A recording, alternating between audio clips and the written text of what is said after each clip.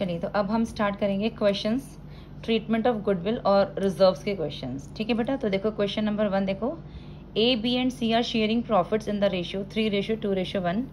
Goodwill is appeared in the books at a value of 2,40,000। ये goodwill appearing in the books यानी कि ये जो गुडविल है ये हमारी परचेज गुडविल है। B retire and on the day of B's retirement goodwill is valued eight 66 lakh.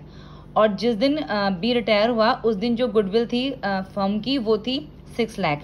और ये जो 6 लाख वाली गुडविल है ना, ये गुडविल ऑफ द फर्म है, यानी कि ये है हमारी self generated goodwill. A and C decides to share future profits in the ratio 3:2। और ए और सी ने डिसाइड किया कि जो फ्यूचर में वो प्रॉफिट शेयर करेंगे वो 3:2 में करेंगे। पास द नेसेसरी जर्नल एंट्री। देखो बेटा, ओल्ड रेशियो हमें गिवन है 3:2:1 और परचेज्ड गुडविल है जो गिवन है already appear in the books 2,40,000, जिसको कि हमें क्या करना होता है, सिर्फ राइट ऑफ करना होता है all partners in old ratio. A is capital account debit, B is capital account debit, C is capital account debit to goodwill. 2,40,000 की गुडविल है, इसको हमें 3:2:1 में डिस्ट्रीब्यूट करना है, तो जो कि आएगा हमारा 1,20,000, 80,000 एंड 40,000। अब आते हैं goodwill of the firm. Goodwill of the firm यानी कि सेल्फ जनरेटेड गुडविल जो कि है हमारी 6 लाख और जिसकी एंट्री होती है gaining partner debit to sacrificing partners capital account. तो हमें पहले इसके लिए गेनिंग रेशियो निकालना है जो कि निकलता है new ratio minus old ratio से। तो देखो एज का गेन कितना है, न्यू रेशियो कितनी है 3/5 और ओल्ड कितना है उसका 3/6। तो 18 - 15 30, तो 3/30 का गेन किया उसने। सीज गेन 2/5 उसका न्यू रेशियो है और ओल्ड रेशियो है 1/6, दैट इज 12 - 5। एलसीएम ले लो 7/30 गेन। बीज गेन तो न्यू रेशियो तो उसका कुछ है ही नहीं और 2/6 यानी -2/6 वो सेक्रीफाइस कर रहा है। तो gaining partners capital account debit to sacrificing partners capital account, ये हमारी एंट्री होती है। तो अब देखो गेनिंग पार्टनर कौन कौन से थे। गेनिंग पार्टनर हैं हमारे एक तो ए और सी, यानी A's capital account debit, C's capital account debit to B's capital account. तो ये एंट्री आ जाएगी हमारी A's capital account debit, C's capital account debit to B's capital account.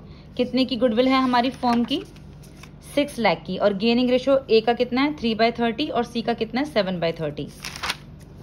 तो देखो 6 लाख ए है 3/30 तो 60,000 और सी है 6 लाख 7/30 1,40,000 और इन दोनों का total 2 lakh to B's capital account being goodwill of retiring partner adjusted among gaining partners. ठीक है बेटा, तो गेनिंग टू सेक्रीफाइसिंग की एंट्री होती है और जो गुडविल ऑफ द फर्म है उसको गेनिंग रेशियो और सेक्रीफाइसिंग रेशियो के अकॉर्डिंग यहाँ पर हम डिस्ट्रीब्यूट कर देते हैं। चलिए अब दूसरा क्वेश्चन देख लीजिए। कवि, Ravi, Kumar and Guru were partners in a firm sharing profits in the ratio 3:2:2:1। On 1/2/2017, Guru retired and the new profit sharing ratio decided between Ravi, Kavi and Kumar was 3:1:1। Old है 3:2:1 और न्यू रेशियो है 3:1:1। On Guru's retirement the goodwill of the firm was valued at 3,60,000, यानी goodwill of the firm self generated goodwill है ये और goodwill already appear in the books वो purchase होती है। Showing your working notes clearly, pass necessary journal entry in the books of the firm for the treatment of goodwill on Guru's retirement. देखो ये goodwill of the firm है तो ये gaining partners capital account debit to sacrificing partners capital account में इसकी entry होगी। तो हमें पहले गेनिंग रेशियो चाहिए। तो ओल्ड रेशियो है हमारा 3:2:2:1 यानी 3/8 2/8 2/8 1/8 और न्यू रेशियो है हमारा 3:1:1 यानी कि कवि का, रवि का और कुमार का 3:1:1। अब हम गेनिंग रेशियो निकालेंगे new ratio minus old ratio से। देखो कवि का हो जाएगा 3/5 - 3/8 24 - 15 40 9/40 उसका गेनिंग रेशियो है। रवि का हो जाएगा न्यू रेशियो है 1/5, ओल्ड रेशियो है 2/8 8 - 10 40। एलसीएम ले लो। अब देखो यहाँ पर माइनस में इसलिए आया है क्योंकि अगर हमारा ओल्ड रेशियो ज्यादा है और न्यू रेशियो हमारा कम हो रहा है तो वो सेक्रीफाइस कर रहा है, और अगर मान लीजिए हमारा ओल्ड रेशियो कम है और न्यू रेशियो ज्यादा है तो वो गेन कर रहा है, इसलिए ये फिगर माइनस में है। कुमार का जो न्यू रेशियो है वो है 1/5 और ओल्ड रेशियो 2/8। एलसीएम लो 8 - 10 तो ये आ जाएगा -2/40, ये भी सेक्रीफाइस कर रहा है। और जो रिटायर पार्टनर होता है वो तो हमेशा ही सेक्रीफाइस करता है। न्यू रेशियो उसकी कुछ होती नहीं है, -1/8 तो ये सेक्रीफाइसिंग है, यानी गेन कर रहा है सिर्फ कवि बाकी रवि, कुमार और गुरु ये तीनों सेक्रीफाइस कर रहे हैं, तो gaining to sacrificing partners capital account. तो गेन कर रहा है Kavi, Kavi's account debit to Ravi, to Kumar, to Guru. देखो कितनी है गुडविल, गुडविल है 3,60,000 की। तो देखो 3,60,000, गेन वाले का कितना आया है 9/40, तो 9/40 81,000। फिर है टू रवि, रवि का कितना है सेक्रीफाइसिंग, ये है इसका 2/40, तो 3,60,000 इंटू 2/40 18,000। कुमार का है सेक्रीफाइसिंग का 2/40, तो 3,60,000 इंटू 2/40 18,000। और गुरु का है 1/8, तो 3,60,000 इंटू 1/8 दैट इज 45,000। तो इस तरीके से गेनिंग टू सेक्रीफाइसिंग की एंट्री यहाँ पर हम करेंगे। सबसे पहले हमारे पास ओल्ड रेशो थे, न्यू रेशो थे, जिससे हमने गेनिंग रेशो निकाल लिया और उसके बाद हमने ये गेनिंग टू सेक्रीफाइसिंग की एंट्री कर दी। गेनिंग 3,60,000 का 9/40, फिर 3,60,000 2/40, फिर 2/40, फिर 1/8। तो ये हमारी एंट्री बनी Kavi account debit to Ravi, to Kumar, to Guru. चलिए अब एक क्वेश्चन और देख लीजिए। देखो A, B, C and D are partners sharing profits in the ratio 1:4:3:2। ये 1 है, that is 1। D retired and the goodwill is valued at 2 lakh। देखो D रिटायर हो गया और goodwill of the firm है 2 lakh। D's share of goodwill is to be adjusted into the capital accounts of A, B and C who decided to share profits in the ratio 4:3:3। और new ratio given है हमें 4:3:3। Pass necessary journal entry. ये goodwill of the firm, goodwill is valued at 2 lakh, यानी goodwill of the firm दे रखी है, जिसकी entry gaining partners capital account debit to sacrificing partner होता है। तो पहले हमें गेनिंग रेशो निकालना पड़ेगा। ओल्ड रेशो है हमारे पास 1:4:3:2 और न्यू रेशो है हमारे पास 4:3:3। गेनिंग रेशो निकालेंगे new ratio minus old ratio से, तो ए का हो जाएगा न्यू रेशो 4/10 और ओल्ड रेशो है 1/10, तो ये आ जाएगा 3/10, ये गेन कर रहा है। बी का न्यू रेशो है 3/10, ओल्ड रेशो है 4/10, तो ये माइनस के 1/10, बी सेक्रीफाइस कर रहा है। सी का न्यू रेशो है 3/10, ओल्ड रेशो है 3/10, ये तो निल हो गया से कुछ, ये ना गेन कर रहा है ना सेक्रीफाइस कर रहा है। और डी का है 0, न्यू रेशो कुछ है ही नहीं क्योंकि वो रिटायर हुआ है, माइनस ओल्ड रेशो 2/10, ये आ जाएगा माइनस के 2/10, ये भी सेक्रीफाइस कर रहा है क्योंकि रिटायरिंग पार्टनर तो हमेशा सेक्रीफाइस ही करता है। चलिए अब गेन कौन कर रहा है, गेन कर रहा है ए और सेक्रीफाइस कर रहे हैं बी और सी। तो A's capital account debit to B's capital account to C to D's capital account, C nil हो गया। देखो A's capital account debit to B's capital account to D's capital account. Goodwill कितनी है हमारी 2 लाख की, तो 2 लाख। ए का गेन कितना है 3/10, तो 60,000। और बी का कितना है 2 लाख इंटू 1/10, 20,000। और डी का कितना है 2/10, तो 2 लाख इंटू 2/10 40,000। तो इस तरीके से ये हमारी एंट्री हो जाती है gaining partner account debit to sacrificing partners capital account. चलिए एक क्वेश्चन और देख लीजिए। अब ये क्वेश्चन है रिजर्व्स का, treatment of accumulated profit and losses and reserves. A, B and C are partners in a firm sharing profits in the ratio 2:3:4 on 31st March 2022. A retires and B and C decided to share future profits in the ratio 2:1। यानी old ratio हमें given था 2:3:4 and new ratio है 2:1। Following balances appeared in their books on this date. P and L का debit balance है। देखो P and L का जो debit balance होता है वो हमारे लिए क्या होता है, वो हमारे लिए लॉस होता है। ये ध्यान रखना, पी एंड एल का डेबिट बैलेंस लॉस होता है। एम्प्लॉयज प्रोविडेंट फंड, ये ध्यान रखो, एम्प्लॉयज प्रोविडेंट फंड को रिजर्व काउंट नहीं करते, वो एक फंड है, रिजर्व इसको काउंट नहीं करेंगे। Workman compensation reserve 45,000, general reserve है 1,20,000। अब एडजस्टमेंट दे रखी है कि it is agreed that workman compensation is no more required, यानी कि वर्कर्स की तरफ से कोई क्लेम नहीं आया तो इसकी हमें जरूरत ही नहीं पड़ी, वर्कर कॉम्पनसेशन रिजर्व की हमें जरूरत ही नहीं पड़ी। तो जब हमें कोई क्लेम नहीं आता और उसकी हमें जरूरत ही नहीं पड़ती, नो मोर रिक्वायर्ड, तो लास्ट में पार्टनर्स क्या करते हैं, उसको आपस में डिस्ट्रीब्यूट कर लेते हैं, all partners in old ratio. उसके बाद दे रखा है कि 25% of the general reserve is to be transfer to provision for doubtful debts, pass journal entry for the adjustment of these items on A's retirement. देखो सबसे पहले हम एंट्री कर लेते हैं पी एंड एल डेबिट जो कि हमारा लॉस है, तो एक्यूमुलेटेड लॉस है हमारा 72,000।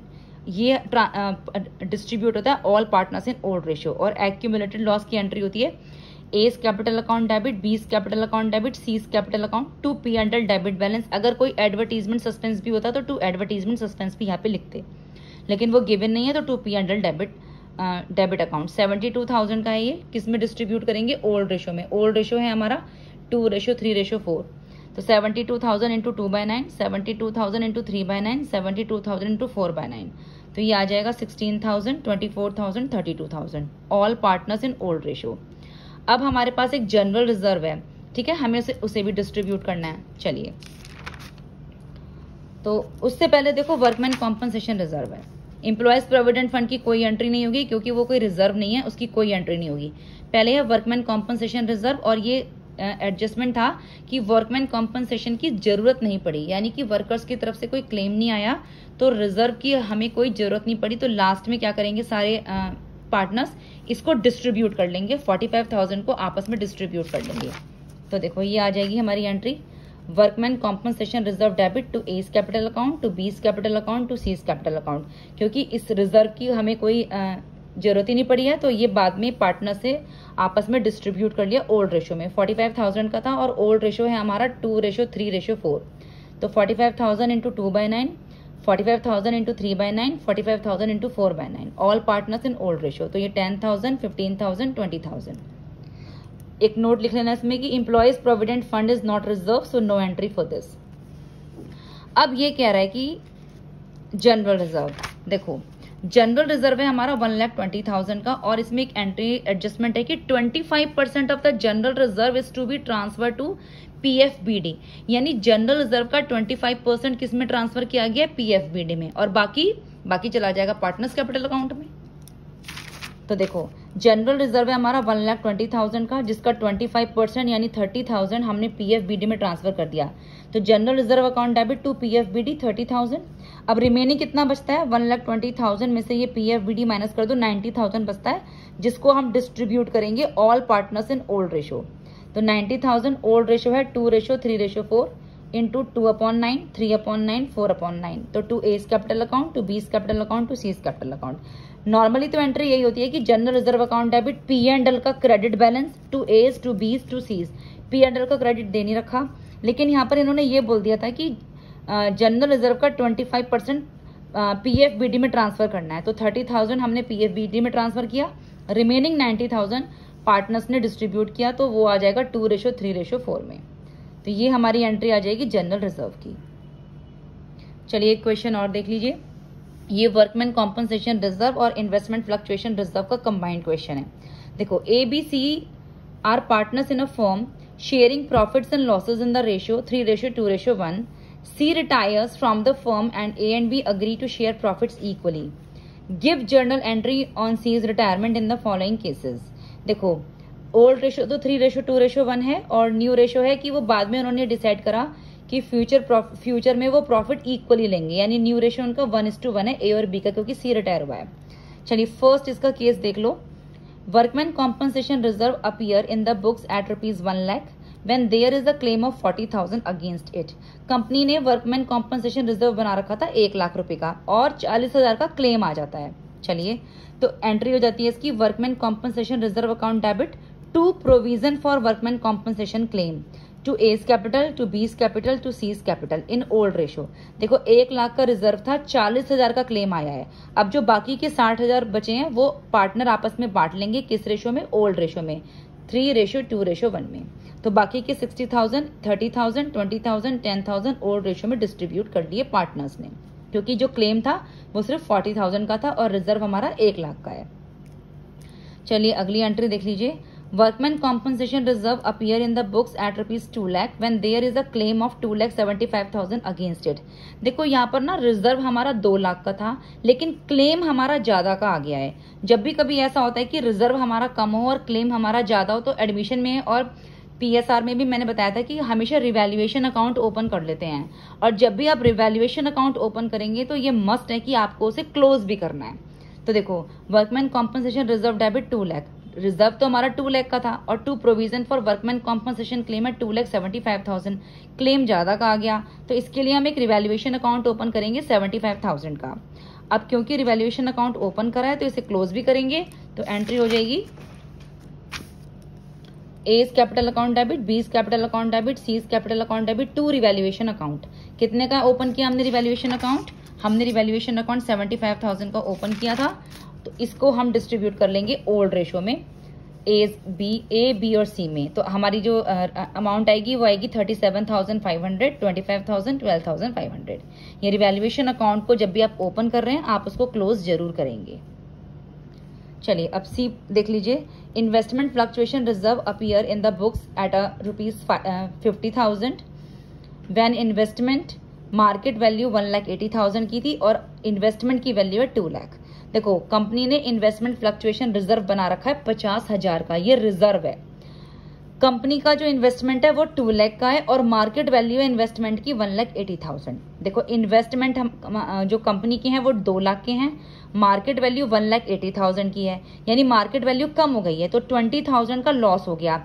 ये लॉस कहाँ से रिकवर करते हैं? ये रिकवर करते हैं इन्वेस्टमेंट फ्लक्चुएशन रिजर्व से। तो 50,000 का रिजर्व बना रखा है, तो इन्वेस्टमेंट फ्लक्चुएशन रिजर्व है 50,000 का। टू इन्वेस्टमेंट अकाउंट जो ये लॉस हुआ, कितने का लॉस हुआ है? 20,000 का। ये 20,000 का लॉस रिकवर कर लिया। अब जो बाकी के IFR में 30,000 बचे हैं वो बाकी पार्टनर्स आपस में डिस्ट्रीब्यूट कर लेंगे, to A's capital, to B's capital, to C's capital. कौन से रेशो में? ओल्ड रेशो में। 15,000, 10,000, 5,000। अब इसका डी पॉइंट देख लो।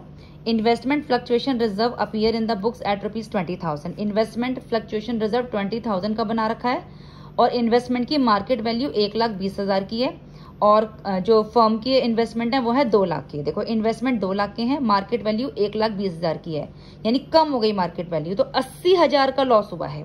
जबकि हमारा IFR कितने का है? सिर्फ 20,000 का। ये 80,000 हमें इस IFR में से ही रिकवर करना था। अब देखो इन्वेस्टमेंट फ्लक्चुएशन रिजर्व हमारा 20,000 का है, जबकि हमारा लॉस हुआ 80,000 का। तो बाकी हम कैसे रिकवर करेंगे? रिवैल्यूएशन अकाउंट ओपन करेंगे। रिवैल्यूएशन अकाउंट आ जाएगा 60,000 का, क्योंकि रिजर्व सिर्फ 20,000 के थे और लॉस आ गया 80,000 का ज्यादा, तो उसके लिए हमें एक रिवैल्यूएशन अकाउंट ओपन करना पड़ेगा। और ये मैंने बताया है कि ये मस्ट है कि जब भी रिवैल्यूएशन अकाउंट ओपन होगा तो उसको क्लोज जरूर करेंगे। तो A's capital account debit, B's capital account debit, C's capital account debit, to revaluation account 60,000। तो 60,000 का रिवैल्यूएशन है जिसको हम करेंगे ओल्ड रेशो में 30,000, 20,000, 10,000। तो इस तरीके से ये रिजर्व के क्वेश्चंस हमारे कंप्लीट होते हैं।